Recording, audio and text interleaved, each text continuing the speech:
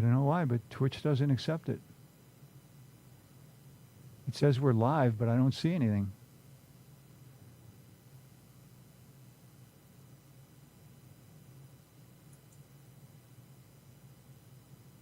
YouTube has accepted it.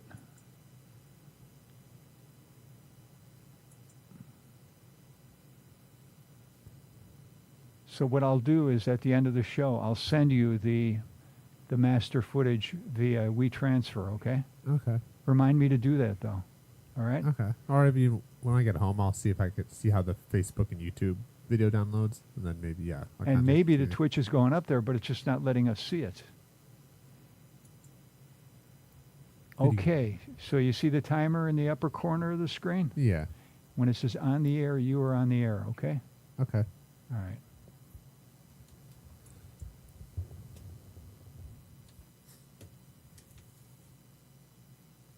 Hello, Think Twice Radio, and welcome to another episode of Muckraker Punk.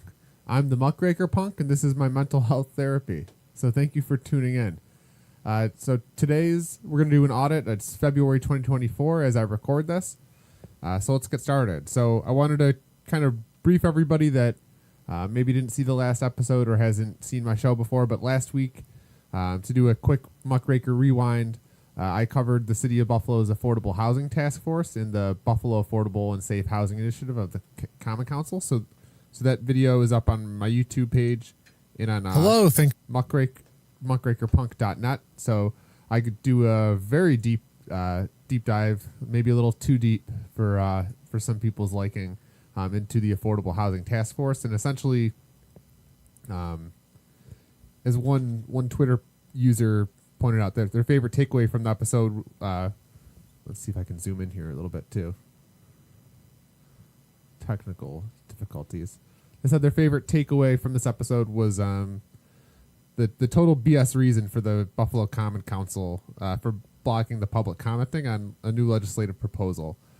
So essentially, the explanation the council gave of the quick summary is that the Affordable Housing Task Force, which was made by the Buffalo Common Council, worked for a year to research a report, and then when those policy recommendations from the report came before the Common Council said that they opted for a more direct approach to achieve the goals of the resolutions, and the plan excluded having the public comment on any of the policies. So essentially, they just kind of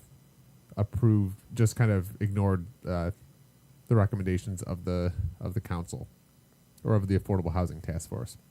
So that full episode's on my YouTube page. I did make some tweets about it of too long to watch, but it was having trouble loading earlier, so I'll jump right in. So I wanted to start with the pay raise lawsuit. So today was the first hearing of a lawsuit against the City of Buffalo, which I was named as a petitioner in that suit, along with the New York Coalition for Open Government. So that was my first real experience in a lawsuit, either being sued or suing. I don't know. I don't know if it's to say if I'll ever be in a lawsuit again. I don't know. We'll see what happens. But yeah, we filed an Article 78, and essentially, in my point of view, and why I decided to join on, was I believe, and it seemed like the Common Council violated the city charter to give themselves a pay raise, and I felt we needed to. They broke the rules, and we need rules, because if we don't have rules, then we have rulers, and so that's why I joined the lawsuit. The city claimed we're inherently baseless, so we'll see what the judge comes up with in his decision, or what happens next. But yes, there's some tweets from the New York Coalition for Open Government. Essentially, the city, what they were arguing, and I have some notes from today's meeting, what they were arguing, essentially a big point of the case was the board of review. So the city charter outlines that the board of review needs to initiate. They start the pay raise process by the board of review, which the charter says is the mayor, the council president, and the comptroller. So those three people make up the board of review. So they're supposed to appoint members of the commission, which in the city's affidavit, they came out 5 days before, because up until last week it wasn't clear whether the Board of Review ever met. Mayor Brown, the council president, and the comptroller, they all signed affidavits that they had informal phone conversations, and that those were the Board of Review meetings. And since the city charter doesn't explicitly say that a quorum needs to be present, so basically the charter doesn't say that 2 of the 3 people need to be present, so that would make them not have to comply with open meeting laws. The way I see it is that the charter specifically says that the Board of Review needs to meet to appoint members. So I think my opinion is because the charter says that this needs to happen, that makes it official government business. And if there's official government business, then that group would need to comply with open meeting laws, which would mean that they would need to have had publicly held their meeting, which they didn't do. So that was just one part. They objected to our standing, so they basically claimed that we didn't have the standing to bring forward the lawsuit. I guess since I'm a taxpayer, or I would need to prove that I was individually harmed in this effort, or because of this decision. And just saying I'm a taxpayer and because my taxes will go up doesn't make me unique. And because I haven't been uniquely harmed, I don't have the standing to bring it forward. So that was one of the things. And also there was the 4-month time delay. So it seems like there's a 4-month statute of limitations. And essentially the petitioners, we argued that 4 months started when they finally approved the law. So they adopted in October the actual law to give themselves a pay raise. So we argued that was the day that the 4-month period start. The city argued that 4-month window started immediately in April when they violated the open meeting laws. So we'll see what the judge decides. Let's see if I got anything else. So yeah, section 18-19 of the charter was really a main contention because that's the part of the charter that outlines the process for issuing the pay raises. So we'll see what happens. The judge Hannah, who held the court case, there had been some reporting that he had made political donations to the mayor. And I think he'd worked for the mayor during his term on the state senate. So we did put on the record that wondering if he would recuse himself, which he said he wouldn't because he could stay impartial. So we'll see what happens as well with that. But that was the big news today. Was we had a hearing for the city pay raise lawsuit. So in today's episode, I covered the pay raises briefly, but I'm going to dive into the Parkway, so the capping of the Kensington, and at the end we'll do some police oversight. So that's kind of where this episode is going, but we'll jump into the East Side Parkways Coalition. So this Friday there's an event at the Frank E. Merriweather Library on Jefferson Avenue. The East Side Parkways Coalition is having a town hall meeting about the capping of the Kensington Expressway. So there's a public town hall that is this Friday the 9th from 4 to 6. So I wanted to speak briefly about the covering of the Kensington and give some people some information because there's plenty of out there and there's a lot of information to learn. So I'm going to jump into that. And then, there's a public town hall, which are 3 representatives, which I'm learning as I'm getting more involved in this initiative. Really the 3 political figures that we're trying to advocate or try to work are Senator Kennedy, Governor Kathy Hochul, and then Representative Crystal People-Stokes. So they've all been invited to the meeting. We'll see whether they show up or not. Probably not. But so let's jump into the Kensington. So I'll try to zoom out here. So here's a map. So essentially the state, to bring people up to speed, the state has proposed a $1 billion infrastructure investment in Buffalo's East Side, which will cap or cover the Kensington or the 33 highway, but only less than a mile. So it's 4,100 feet that they're going to essentially put a cover on at a cost of $1 billion. So this is just a graphic from this architecture school about wind speeds and wind direction. So essentially, even the consultant's own study found that when they cap the Kensington, the 2 ends of the portal, so they're really covering the highway from this end, which is by the Science Museum on Best Street, or Dodge Street specifically, and then up. And this is the north end at Sydney Street. So these are the two ends of the portal. And they found that the consultant's actual study found that the two portal ends will actually have increased rates of exhaust in carbon monoxide. So this is just a diagram that shows that the most frequent wind directions. So this tunnel is going to be blowing, poisonous plumes out at either end, and then that covered or accelerated or higher rates of exhaust are going to blow into other areas of the city. So it's not just one neighborhood that's affected, but kind of people nearby. So here's an infographic from the UB Architecture School, just about one of the raised ends. So a 25 to 40% increase in particulate PM. I think it's 2.5. So the way they measure air pollution is actually by the diameter of the particles. So 2.5, I don't know if it's millimeters or 2.5 is like the threshold of when it becomes bad. So there's going to be a 25 to 40% increase and a 138% increase in carbon monoxide is just at this portal. So essentially this $1 billion infrastructure project that's supposed to connect the neighborhoods. So the state's arguing that if we cover the highway here, people will be able to walk across it and that will connect the neighborhood.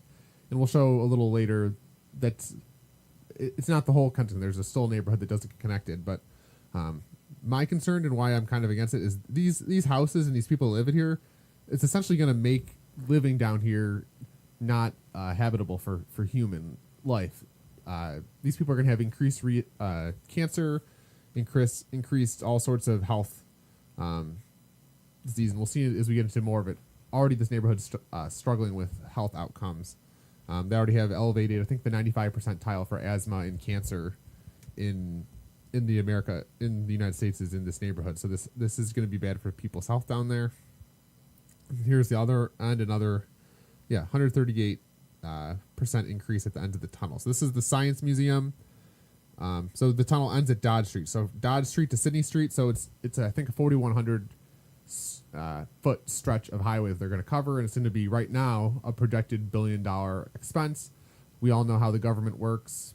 $1 billion today, before they even put a shovel in the ground, it's probably going to balloon up there. So I think it's projected to be the most expensive stretch of highway on planet Earth, which is quite the accomplishment.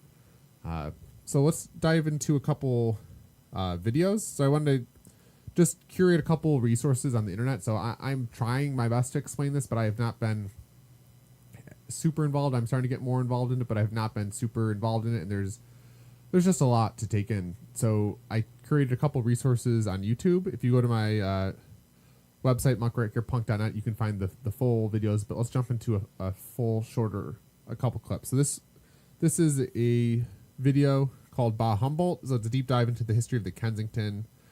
And so let's watch a short clip of this by a friend of mine named Scott.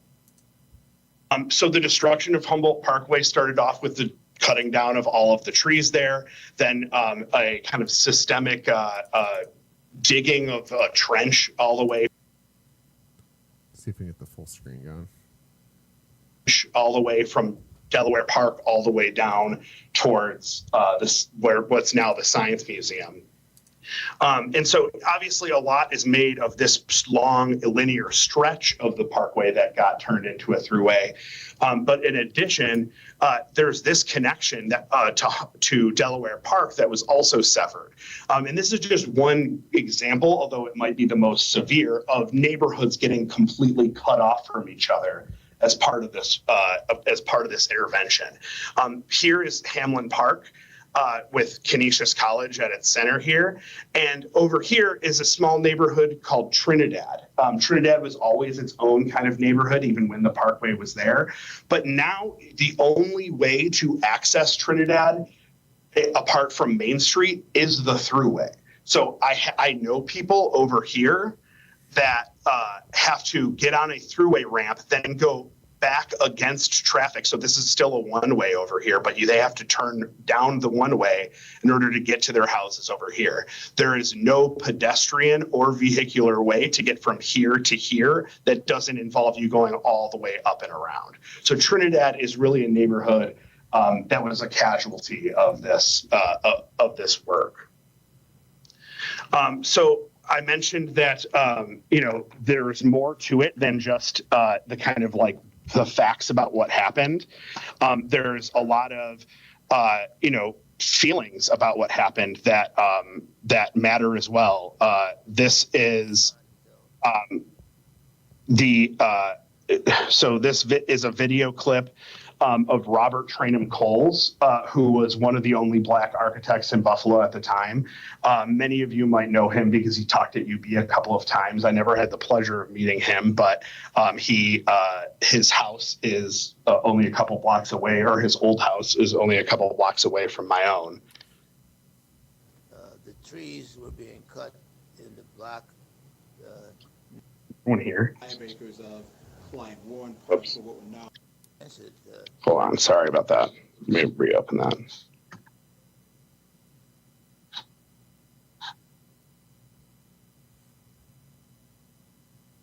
By the time we learned what was happening, it was too late. The plans were drawn, the reality was there, and it was too late to do anything. I mean, when I say too late, there was this movement, which was the no overhead transit movement, that wanted the trains to run underground all the way out to UB, and they were successful in a certain way in that the transit was along Main Street. I think I pulled up the wrong clip. I'm sorry. So that was just a short clip from Bah Humboldt. I'm sorry, Scott, if you see that. I'm trying to give you credit, but my Zoom's not working. Scott Archambault, he made a video about the Kensington Deep Dive. So that's on my YouTube page. It's a really great, almost hour, 20-minute presentation on the whole history of the Kensington Expressway. So it really just showed that the area, the triangle, which is example, the goal of the project is to reconnect the neighborhoods, but at the same time, we're spending $1 billion, and one of the neighborhoods, Trinidad, is not being reconnected at all. So those people that live in Trinidad will still need to go up and around and won't be able to cross the street. So it doesn't really go far enough. This is the East Side Parkways video. So a video put together by one of the people in their coalition. So let's watch a clip of that. Let's see if these so we'll have to watch it on YouTube. For the portals where the tunnel will end, they'll be hit with worse pollution for decades to come. Like, they say that it's only going to be marginally worse, but just thinking about it for 2 seconds, when you have all that air, that exhaust that's in the tunnel, and it's only going out 2 places, it's not going to be marginally worse. It's going to get way worse. I don't know what they were trying to talk to us about, but it's going to be bad. Here's the models of the current pollution on top. This is what it'd be like if there was no build over the highway. It would still be open. And this is what it looks like if they built over the highway. And you can see over here on the right side, that would be at Sydney Street, and you can see it's way worse. It's way worse. This map is from UB's Small Built Works program, and it shows the relationship of schools and youth facilities to where the tunnel's exits would be. There's some that are like almost, I would say, like less than a mile away. This also adds churches to the map as well. And this map shows significant churches near the exhaust plumes. To deal with the pollution, the DOT is proposing a photocatalytic system requiring sunlight to scrub the tunnel air. But there's no sunlight in tunnels, so it's just not going to work. It's not going to work at all.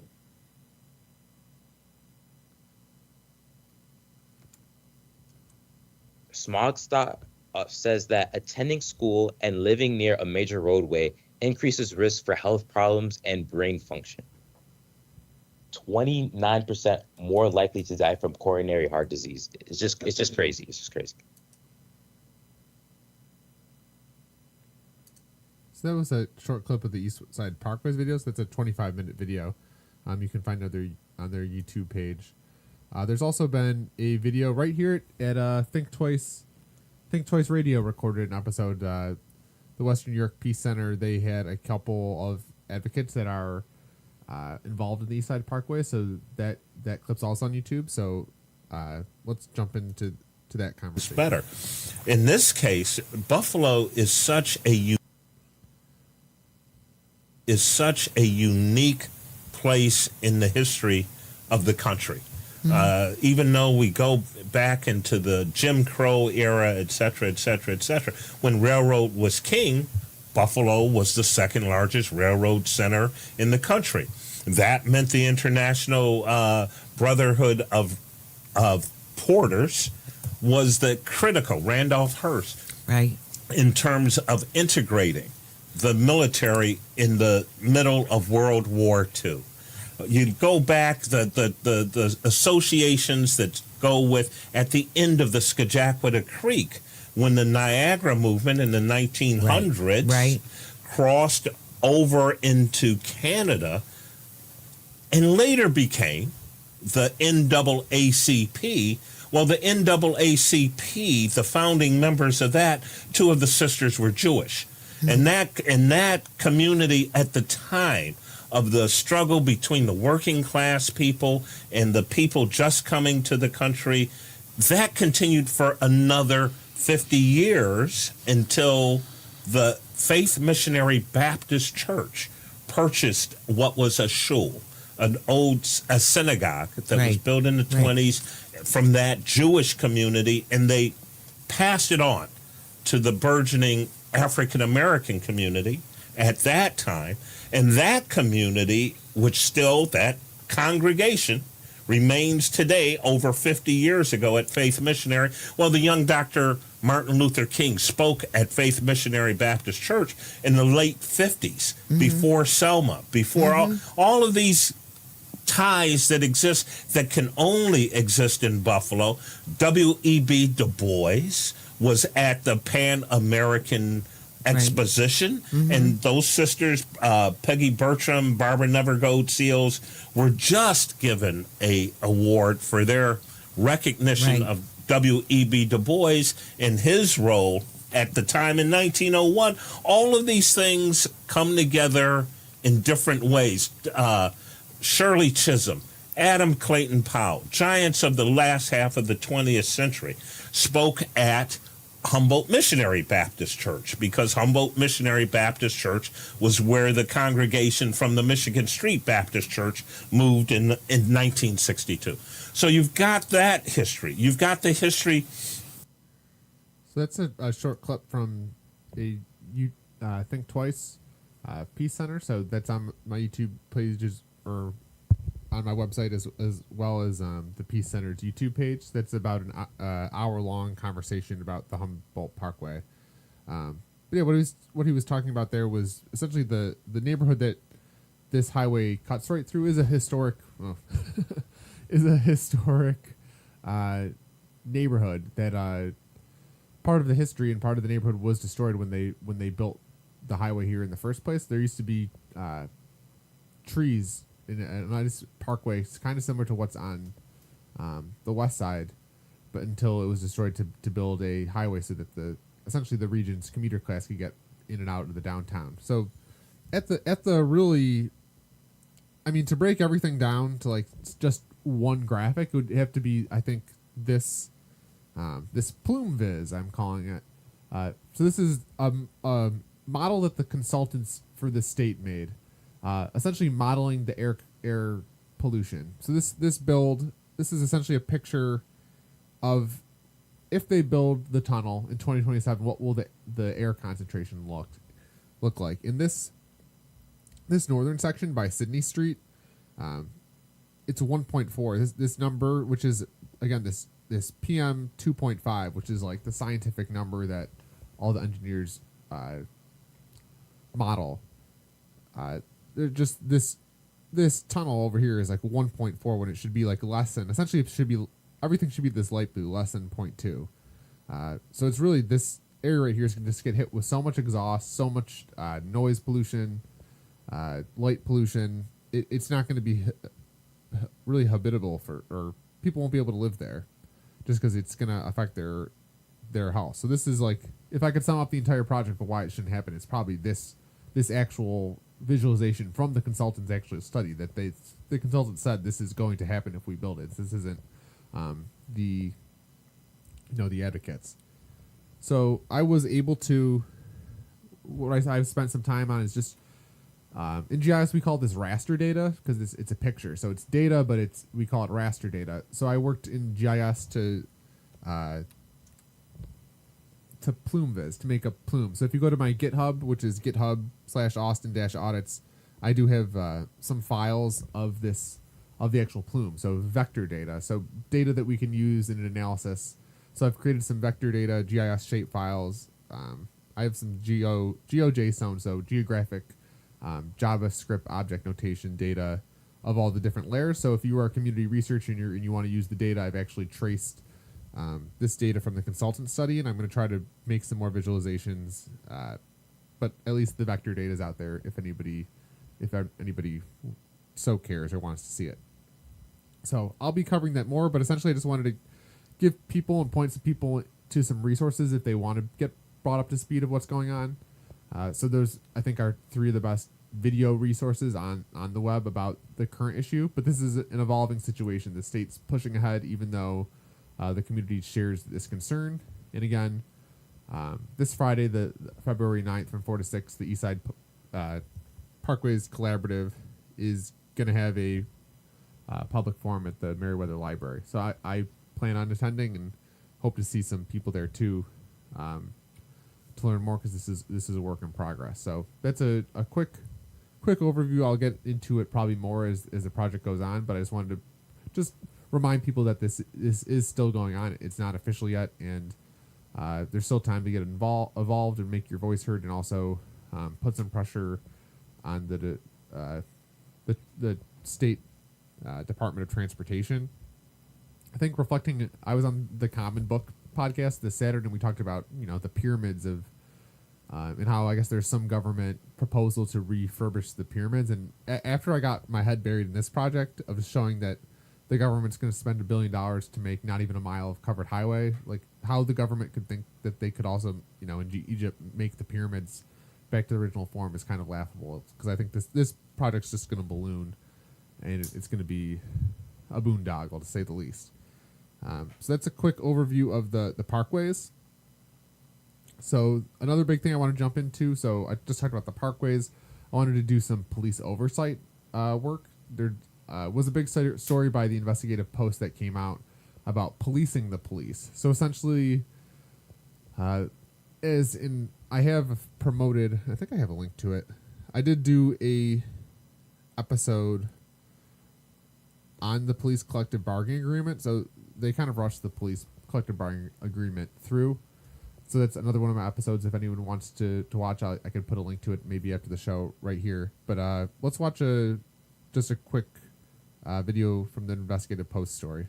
Joining us live in studio right now is Bruce Rushton. He's a reporter with Investigative Post, and you've been following this story closely. We know that. How do we get to this point that an out-of-town arbitrator is deciding if a Buffalo police officer is guilty or not guilty and what punishment he should get? How do we get here? This really started in 1991 as part of contract negotiations when the police union requested binding arbitration in disciplinary cases. A panel of arbitrators that decided the contract, not just that part of it, but the whole contract, gave an arbitrator final disciplinary authority in cases, and that's grown since then. And it has been memorialized in a 2014 agreement between the city and the union that makes a gentleman, Jeffrey Selchik of Albany, the arbitrator in police matters. He was the person who decided the Gugino matter and a number of other matters, including the case of Joseph Hassett, who the police department tried to fire after the district attorney said he had, quote, irredeemable issues of credibility, unquote, and could not testify. He was reinstated, ordered reinstated by the arbitrator following a hearing. And so the mayor and the police chief each sat for about an hour, or not an hour, an entire day each, in 2 unrelated lawsuits that may have the potential to change the way the police are disciplined in the city of Buffalo. interesting because we know an arbitrator has a lot to say in this particular matter. But when you talk with critics, what do they want from the mayor as well as the police commissioner? What they point to is the city's charter, and the city's charter dating back to 1949 and an earlier version in 1914, but the one that's currently in play says that the police chief has power to discipline police officers. And so the critics and police reform advocates say, hey, the charter means what it says, and we should go by the charter as opposed to collective bargaining agreements with unions. That point of view has been backed by the highest court in the state, the Court of Appeals. And this isn't really anything new. In 2006, the Court of Appeals ruled in New York City that police discipline was not a matter of collective bargaining, but rather was governed by the New York City Charter. And that charter reads remarkably like the charter here in Buffalo. More recently, in November, the police union was opposing a move by the city of Rochester to put police discipline in the hands of a civilian review board. The court ruled that no, you couldn't do that because the city of Rochester in 1985 repealed the provision in its charter which gave the city the power to discipline officers. And so the point is the same in both the New York case and the more recent Rochester case. In each case, the state's highest court has said the charter is what decides who has the power to discipline police officers. That's interesting. What does the PBA say? Have you reached out to them? Oh, yes, I have reached out to them, and I've not received a return call. John Evans, the president of the union, was called to a deposition in the Gugino lawsuit, and that was cut short, and the two sides now are fighting about whether he was responsive enough, whether, frankly, he was being coached by his lawyer who sat there on how to answer questions. And so that's an open question about when he's going to testify. Yeah, and all eyes are on this because people are always watching police, but this is just not a Buffalo issue. No. This is happening across the country. Mm-hmm. And when you think about it, you have to look at the data. What does the data show when it comes to cases like this? This is just not a problem here. No, it's an issue nationwide, and perhaps one of the best studies was conducted by, I believe it was Villanova University, a researcher there, who looked at 624 arbitration cases from across the country. And roughly, just very generally roughly, arbitrators ruled for the cities or police departments roughly half the time, and for unions roughly half the time, which shouldn't necessarily. So that's just a quick oversight. So essentially, it seems like the police commissioner and the mayor are both saying that they negotiated the right to discipline police officers away during collective bargaining agreement negotiations to an independent arbitrator. But right now, our city charter, that was kind of the case of the pay raise lawsuit. Essentially, we have the charter, which is basically the rules that run the city. The charter says that the police commissioner has the right to discipline police officers. So if the charter says that, the charter is essentially, it's kind of like our constitution, but for the city, of the rules that we, the highest rules are the city charter. So essentially, it's seeming that the city can't negotiate away a right that, they don't have the right to negotiate away. So just something, police oversight, that was a big story that came out within the last week. So if on the Investigative Post website, they have a written story, and that was just a quick video about it. But especially with the CBA and how they kind of rushed the CBA through, because even though they couldn't fund it and the deadline was approaching, just an example of just something that, is a concern as well as the actual in these negotiations. So to continue on with police oversight, I made a video this week about the city's SAS program. So let's see if we can watch a few clip here. Today, I'm announcing the first of its kind public-private partnership in the nation to accelerate our goals in data analytics. We will partner with SAS Institute to expand citizen services, improve government efficiency, and become the nation's leading intelligent smart city. Our data and analytics center will deliver insights to make Buffalo the government technology leader. Together, we will develop an innovation laboratory to produce data-driven solutions and create a talent development hub that will produce a new generation of skilled talent in Buffalo. We are joined today by a team of SAS executives for this important announcement, and we thank them for their partnership.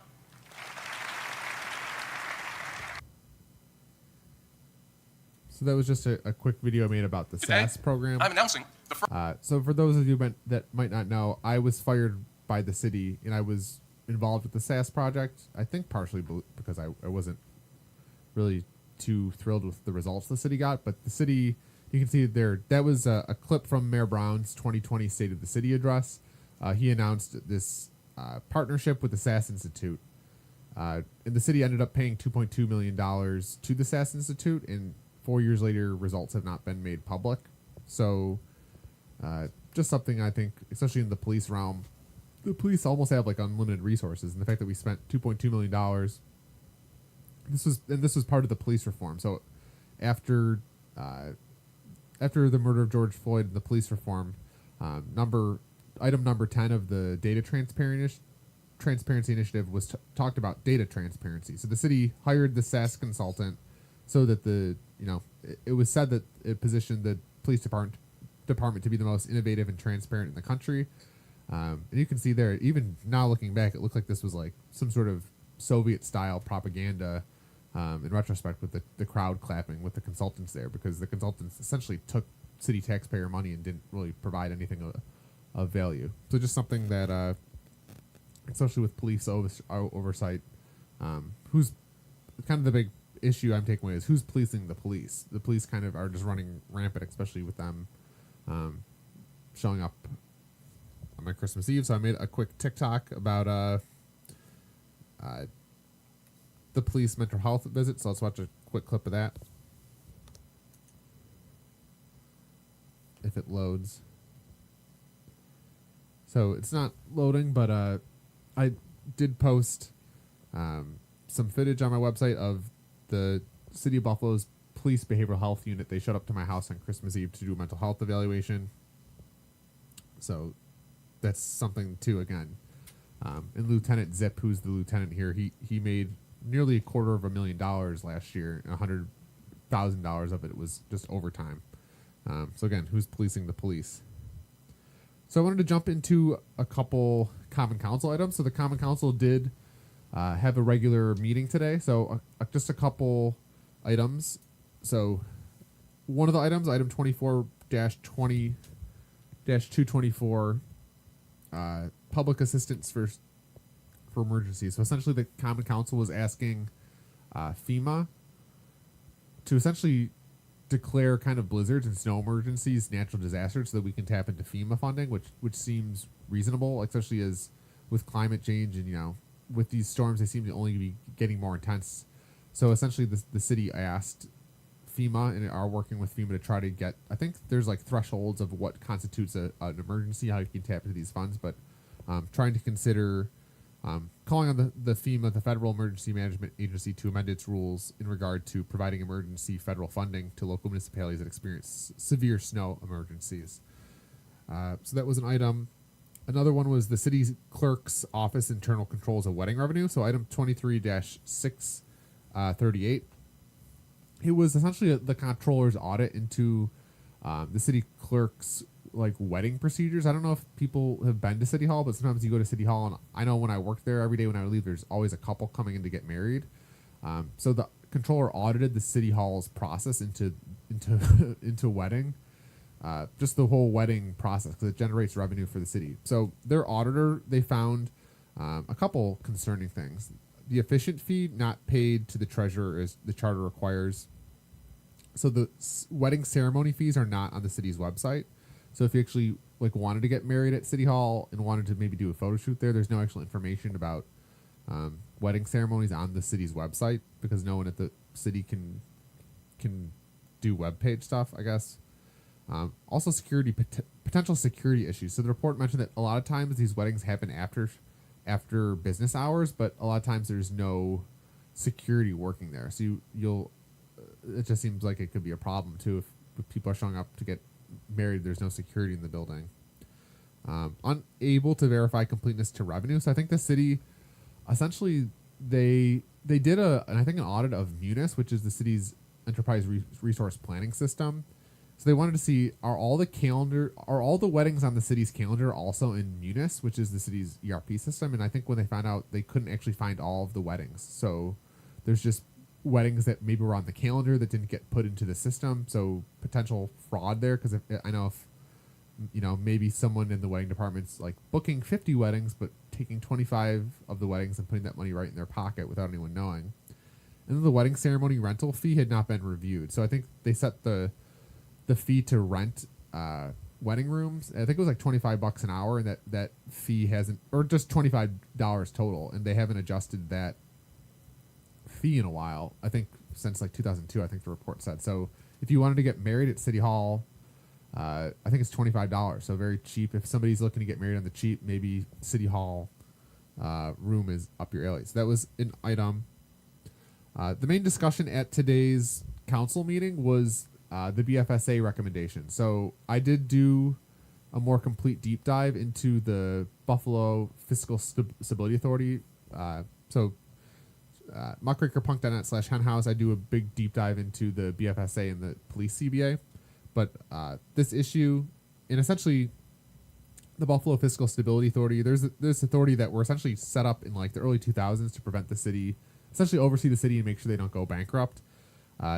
In the police CBA, they found a $25 million gap, and they recommended to institute initially they recommended a hiring freeze, but then they changed the language because they knew that would be a PR nightmare. They could change it to vacancy control measures.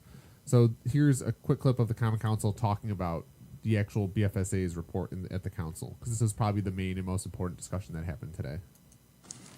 Item number 62, implementing the BFSA's recommended vacancy control measures. Motion to open for discussion. Thank you. I just had a couple of points I wanted to make. First of all, I want to thank the council member Wyatt for filing this. I think it's very important that when the BFSA is holding their meetings that we're paying attention, and not just that we're listening, paying attention, but that we're taking some action at times and listening to them and moving forward. They talked about a potential $5 to $20 million gap as a result of certain financial situations in the city, and I love the fact that they are requiring the city to provide them a comprehensive gap plan on May 1st, along with the operational budget to deal with the 4-year plan. When it comes to the resolves within the resolution, I just had a couple of questions when it talks about vacancy control measures and getting into more of the specifics of what those are, as well as there's a line talking about administrative control over hiring process. I want to make sure we are the legislative branch. I want to make sure we're not stepping over into the administrative side of things. So I had a question to see whether we could send this to committee and have the BFSA come in and talk about those more specifics that they want to lay out, that we would adopt the resolution, therefore saying that we support them. I would just like to see them laid out specifically before I would be comfortable voting to adopt it in support of it. So I hear from the sponsor. Thank you, Mr. President. And I understand people's reluctancy to do this, but again, there's been reluctancy throughout this administration as far as making the right decisions for what we need to do to survive.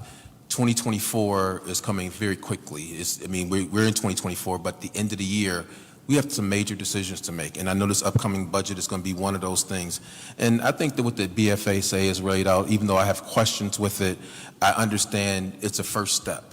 And this is just a first step. I don't think that we would be supporting anything that would hinder us from hiring additional snowplow drivers and those type things. So I just think it's important for us to put this on the table since the BFSA brought this to us and they said, hey, this is where we're going. They're going to come to committee and they're going to explain it further. But I don't think there's anything that we should be concerned about that we're going to subvert the authority of the administration to do their job. No one is trying to do anything like that, but we do have to get on the right track to begin looking at how do we get our fiscal house in order. I know the mayor has gone to the state, is go looking for more money, but I understand the state has their own fiscal issues. And so again, I think we have to control what we can control. I wish we could have we know Kathy Hochul, our governor, is from Buffalo, but to say that she can overturn or move on something that is not even in the budget for us to get additional money. That's a question. So it's just a little bit of the discussion. So I kind of think what they're foreshadowing and acknowledging is that, the cities, we're heading towards a fiscal budget crisis. And, the budget hearings will be interesting in May because the city essentially doesn't have money to pay. So, so that was a discussion on the BFSA. So especially I wanted to jump in now into another couple items that were before the Common Council where there's 2 special use permits for cannabis establishments. So the council, there were 2 special use permits for cannabis establishments at 1363 Delaware and 451 Elmwood. And I think some of you might have seen or might not have seen the news, but Governor Kathy Hochul, she was really frustrated. So somebody tweeted out, she's so frustrated with the slow launch of the state's recreational marijuana market that she's looking at opportunities to make major changes to the leadership of state cannabis regulatory bodies.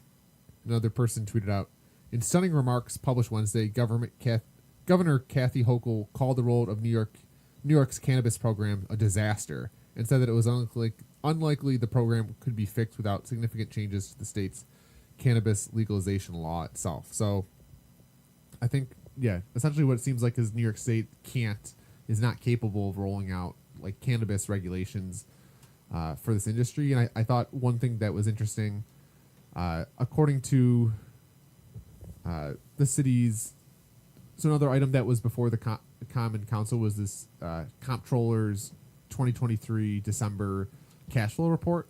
So in this report, there's a line for cannabis tax.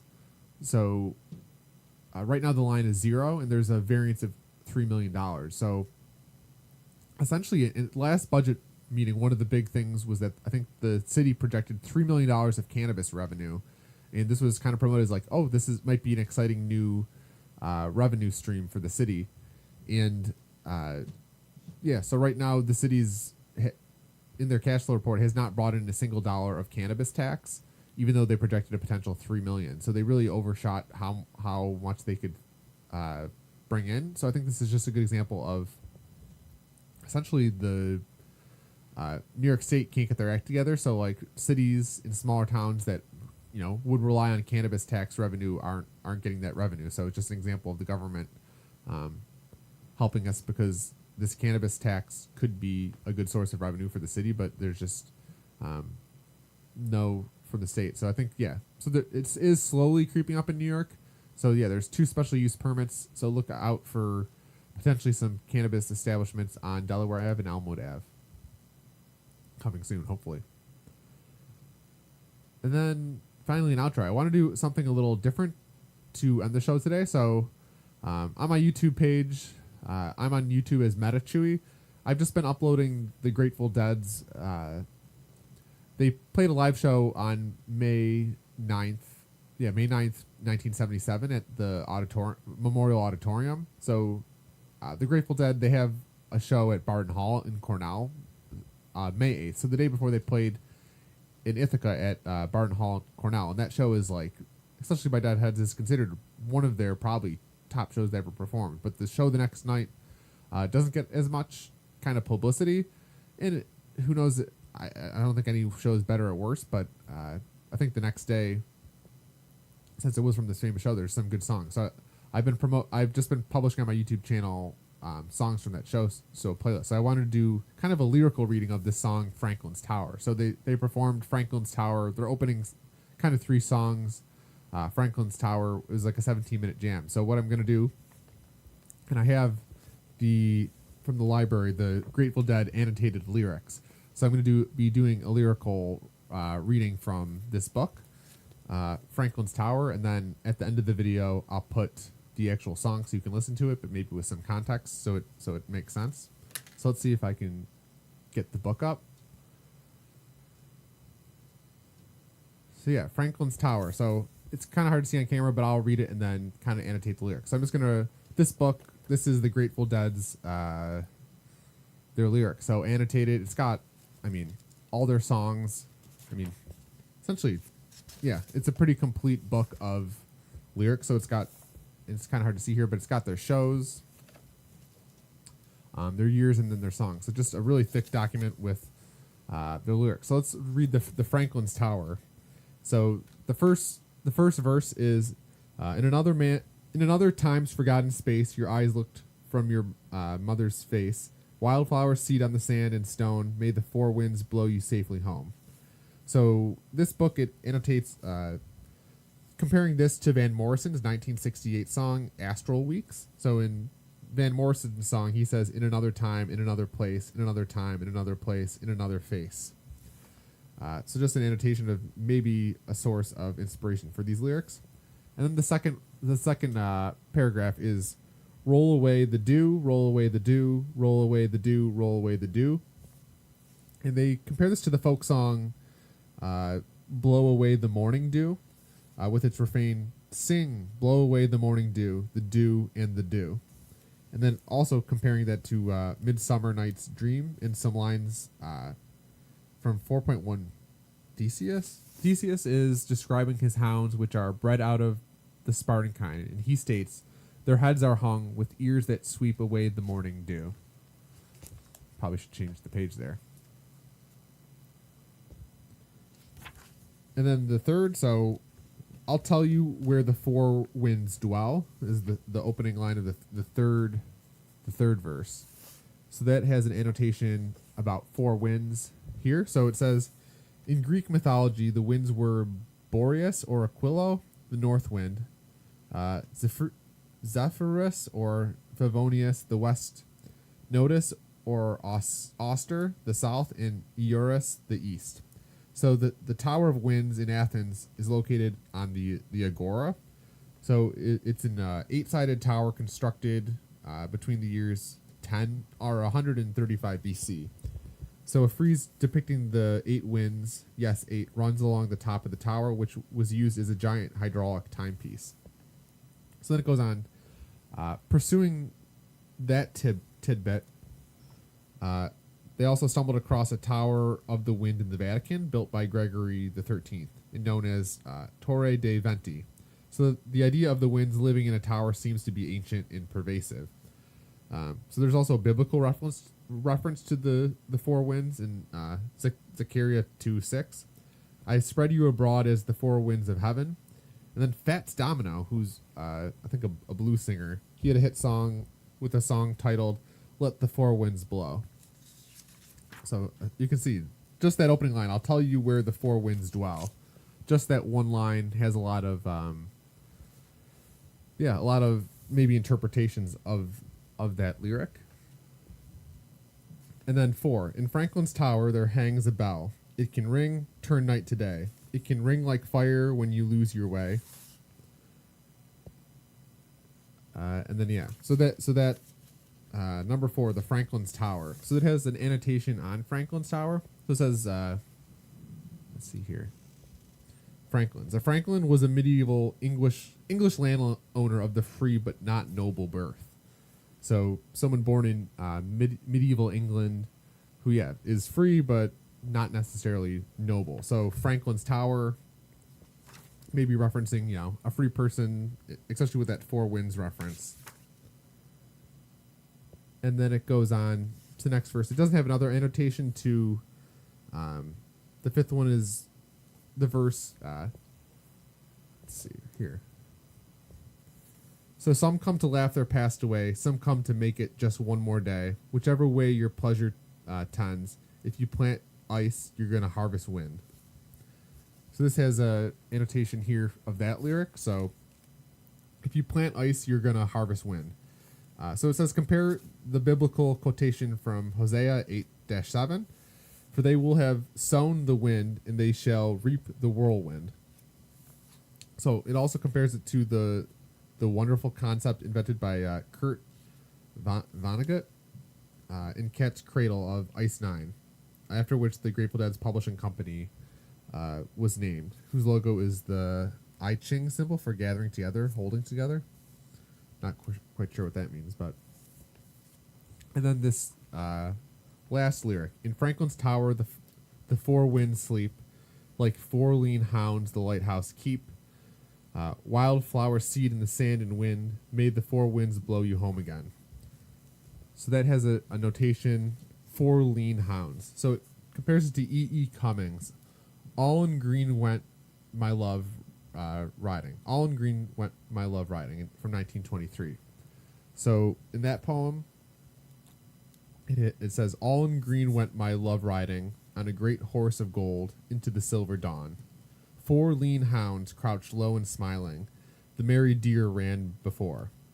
Fleeter be they than dappled dreams, the swift sweet deer, the red rare deer. Four red roebuck at a white water, the cruel bugle sang before.